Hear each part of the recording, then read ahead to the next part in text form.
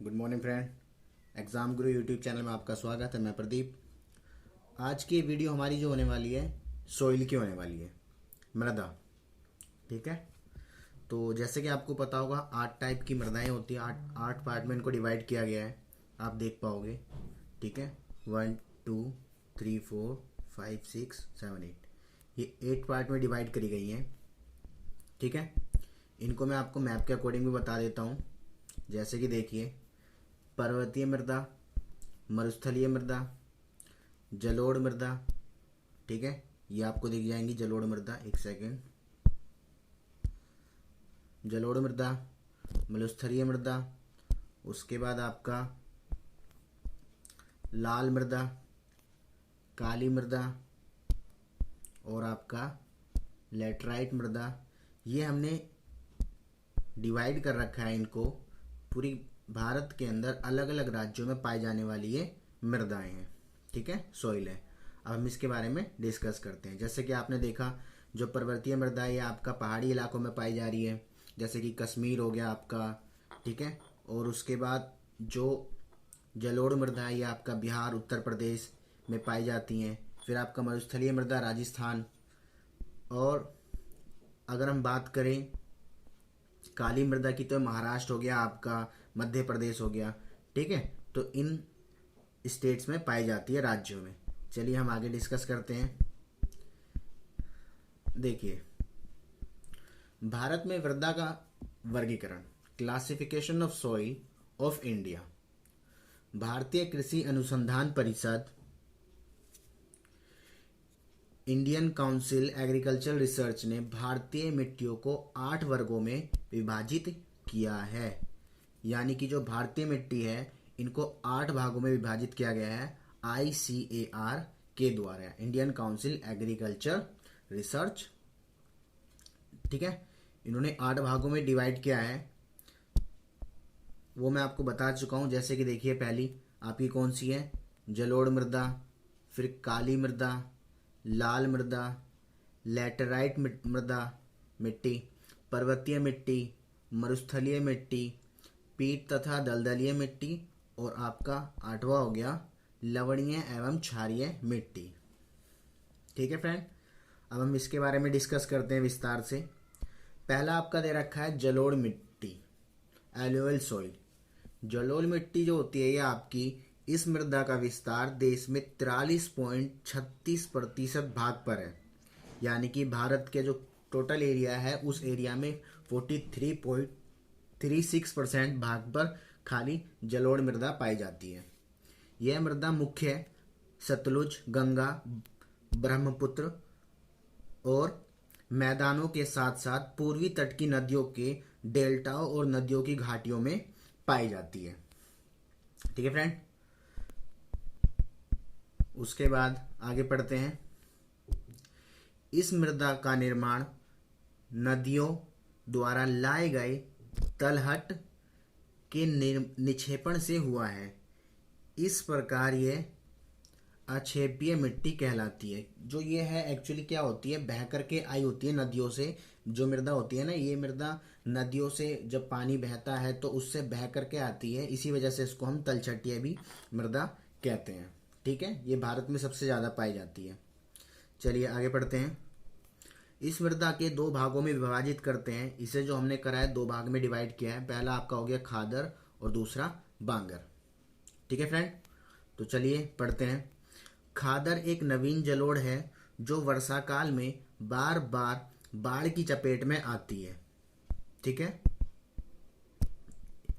जो आपकी खादर है वो नवीन जलोढ़ है जो वर्षा काल में बार बार बाढ़ की चपेट में आती है, जिससे इसकी उर्वरकता बनी रहती है। जो खादर मिट्टी होती है, क्या होती है, वर्षा काल में बार बार जब बाढ़ आती है, हर साल बाढ़ आती है, तो उसकी वजह से क्या होता है, आने से इसकी जो मिट्टी की उर्वरकता है वो दर प्रतिदर हर वर्ष बनी रहती है। ठीक है फ्रेंड, आगे पढ़ते हैं बांगर। यह पुरानी जलोढ़ है जो 30 मीटर की ऊंचाई पर मिलती है, जहां बाढ़ का पानी नहीं पहुंच पाता। बांगर भूमि में कंकड़ तथा अशुद्ध कैल्शियम कार्बोनेट की ग्रंथियां पाई जाती हैं। जो आपका बांगर होता है ये क्या होता है, यहाँ पे बाढ़ का पानी नहीं पहुंच पाता है, पहाड़ी इलाकों से होता है, इसीलिए इसमें कंकड़ वगैरह पाए जाते हैं। ठीक है फ्रेंड, चलिए आगे क्या है। इस मृदा में पोटेशियम, चूना पत्थर की मात्रा पाई जाती है, किंतु फास्फोरस, नाइट्रोजन व जीवाश्म का अभाव होता है। इसके अंदर जो होता है आपका फास्फोरस और नाइट्रोजन की कमी पाई जाती है। इस मिट्टी में धान, गेहूं, गन्ना, तिलहन की खेती अच्छी तरीके से होती है। इस प्रकार की फसल में आप क्या कर सकते हो, धान, गन्ना और तिलहन जो होती हैं उनको, जैसे कि आपका सरसों वगैरह हो गया, ठीक है, सोयाबीन वगैरह, सोयाबीन ऑयल, तो इन सब चीज़ों की खेती अच्छी खासी होती है। ठीक है, चलिए अगला करते हैं। तो अगली मृदा है आपकी लाल सॉइल मिट्टी। ठीक है, इसका विस्तार 18.6% भू क्षेत्र पर फैला है। यह आपका 18.6% एरिया कवर किया है इस मिट्टी ने, रेड सॉइल ने। ठीक है, ये जलोढ़ मृदा के बाद दूसरे नंबर पे आती है। इस मृदा का विस्तार सबसे ज़्यादा तमिलनाडु में है, यानी कि ये जो आपकी लाल मृदा है सबसे ज़्यादा कहाँ पाई जाती है, तमिलनाडु में पाई जाती है, साउथ में। साथ ही साथ तमिलनाडु के आसपास के जो एरिया हैं, क्षेत्र हैं, कर्नाटक या दक्षिण महाराष्ट्र, आंध्र प्रदेश, छत्तीसगढ़, उड़ीसा, झारखंड और उत्तर प्रदेश में भी ये कुछ कुछ, मिजोरम, मेघालय क्षेत्र में भी पाई जाती हैं। ठीक है, यहाँ पर कम पाई जाती है, परंतु सबसे ज़्यादा ये आपका तमिलनाडु और केरल में, कर्नाटक में पाई जाती हैं। इस मिट्टी का लाल रंग का होना ऑक्साइड के मिले होने के कारण होता है। ये मिट्टी लाल क्यों होती है, लाल होने का सबसे बड़ा कारण होता है इस मिट्टी के अंदर आपका आयरन पाया जाता है। ठीक है, लोह ऑक्साइड पाया जाता है, जिसकी वजह से इसका कलर लाल होता है। ठीक है फ्रेंड, चलिए आगे करते हैं। अगला टॉपिक इसमें क्या दे रखा है, इसमें नाइट्रोजन, फास्फोरस व ह्यूमस की कमी होती है। इसके अंदर ह्यूमस कम पाया जाता है। इस मिट्टी में मुख्यतः मोटे अनाज, दलहन, तिल व तंबाकू की खेती की जाती है।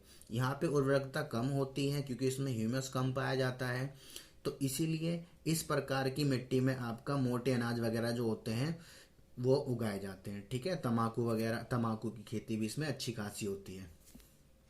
ठीक है फ्रेंड, अगली आपकी आती है ब्लैक सॉइल, काली मृदा। ब्लैक सॉइल जो है ये आपकी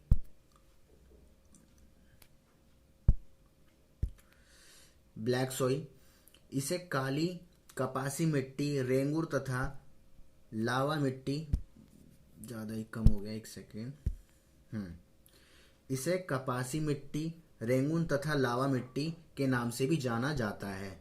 यह आपका कपासी मिट्टी कहलाती है। कपासी मिट्टी कहलाने का कारण क्या है, क्योंकि जो काली मृदा होती है ना, इसके अंदर सबसे ज़्यादा कपास की फसल जो होती है वही अच्छी खासी हो पाती है।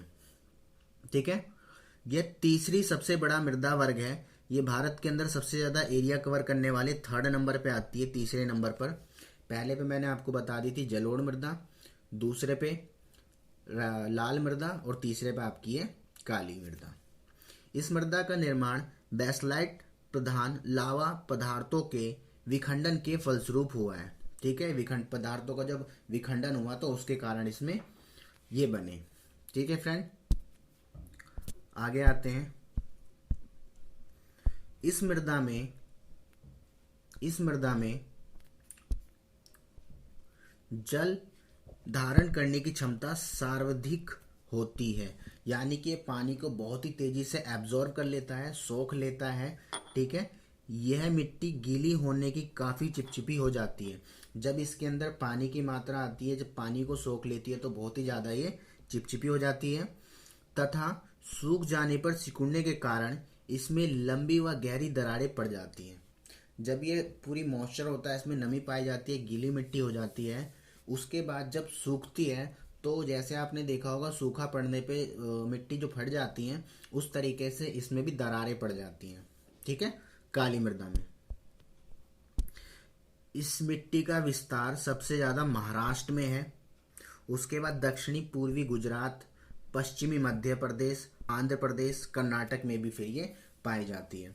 परंतु सबसे ज़्यादा कपास तथा जो काली मृदा है वो आपकी महाराष्ट्र में पाई जाती है।